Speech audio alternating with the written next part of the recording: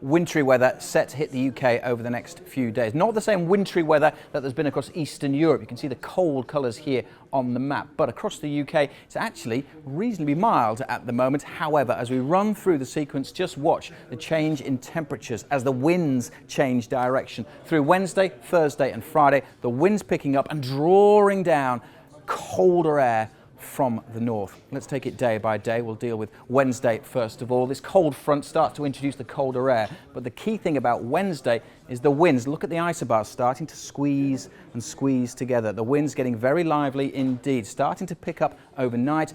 It's particularly across northern Britain where the winds could cause some problems during Wednesday. We're looking at gusts of 50, 60, maybe in some places 70 or 75 miles an hour across parts of northeast England. Those sort of winds could cause some problems to high-sided vehicles. Northern Scotland, gusts of 70 miles an hour coupled with snow showers.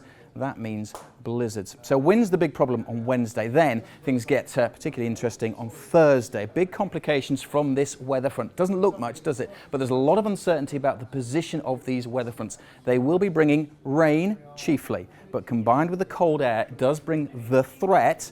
That's all it is at this stage, the threat of some snow across parts of the south. We'll have more on that in a moment. Let's look to Friday, and now we're back talking about the winds. Now a subtle change in direction coming straight down the North Sea means that on some of those North Sea coasts there is the risk of some coastal flooding as well. There's still a potential for some snow showers. Now the big uncertainty over the next few days is Thursday. I'm going to talk a little bit more about that now with Steve Ramsdale.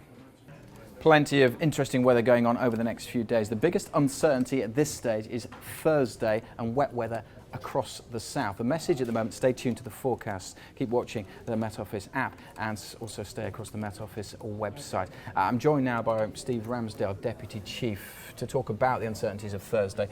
Why so uncertain? What's going on? Well, at the moment we've got some less cold air coming up from the south to meet that cold air coming down from the north. And where that comes to rest, that's really where we're going to see the rain coming across the south.